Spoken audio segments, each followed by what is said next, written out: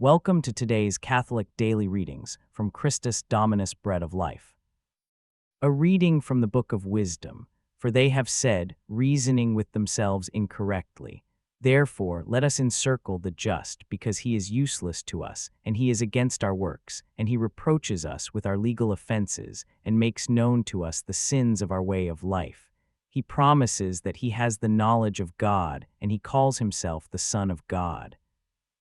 He was made among us to expose our very thoughts. He is grievous for us even to behold, for his life is unlike other men's lives, and immutable are his ways.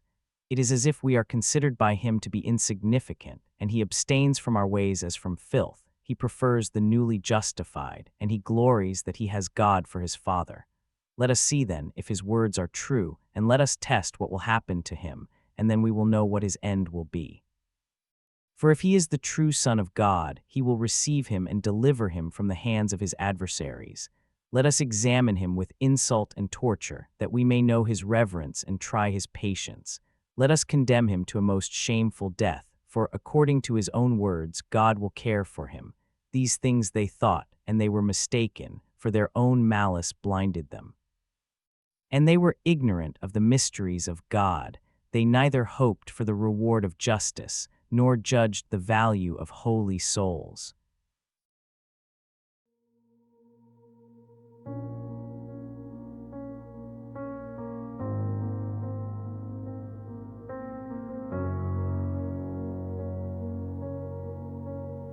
They said the righteous must be silent. His very breath offends our ways. He stands against the world we've chosen, so we will end his days. They test the truth by tearing down. They dare the heavens to respond. If God is real, then let him save him. If not, then we have won. We thought we saw it clearly. We thought we knew the truth. The Lord is close to the brokenhearted, closer than the breath I take. When everything I thought was certain starts to break, the Lord is close to the brokenhearted, not the proud who stand alone, but the ones who fall to pieces and come undone.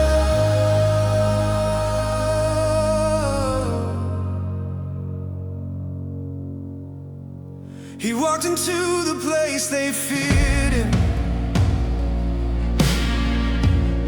He knew the end was drawing near. No hand could touch him, not a moment before his hour was here. We built our plans with blind conviction. We claim the truth, we take control. And all the while we stand opposing the one who knows it all. We thought we held the answer. We never questioned why. The Lord is close to the brokenhearted,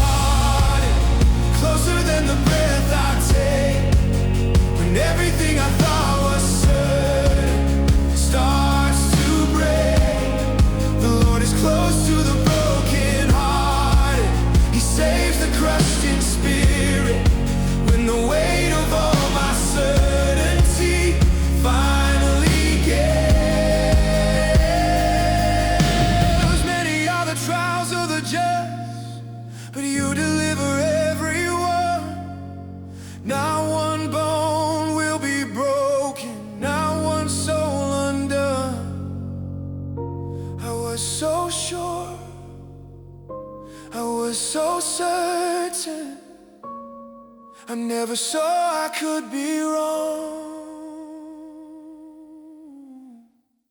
The Lord is close to the broken hearted, right here in the fall apart. Now when I stand in my own power, when I break apart, the Lord is close to the broken hearted. I finally see the truth. You were never far away. I was too sure of me.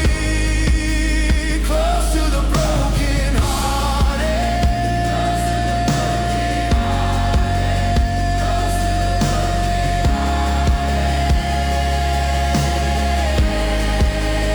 Close to the broken hearted. Close to the broken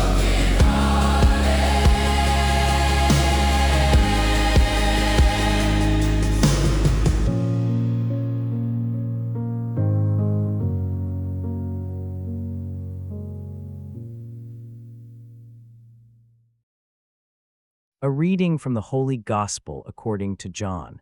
Then, after these things, Jesus was walking in Galilee, for he was not willing to walk in Judea, because the Jews were seeking to kill him. Now the feast day of the Jews, the Feast of Tabernacles, was near.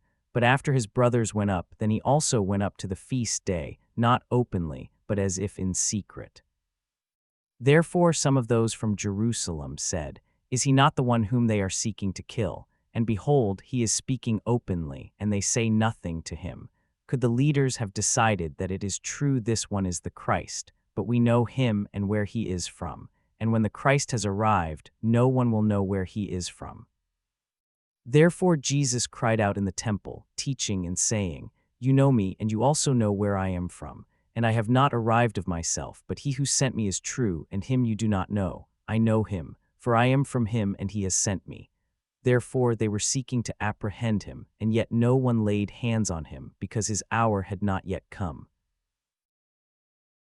Join us for today's reflection. Let us beset the just one, because he is obnoxious to us. He sets himself against our doings. He reproaches us for transgressions of the law. Let us see whether his words be true. Let us condemn him to a shameful death. This was written more than a century before Jesus was born. The Book of Wisdom describes a conspiracy against a righteous man. The wicked plot against him not because he has harmed them, but because his existence exposes them. He is obnoxious to us. His life is a rebuke. Every time we see him, we are reminded of what we are not, so we will destroy him. Does this sound familiar? The Gospel today shows Jesus walking into this exact trap.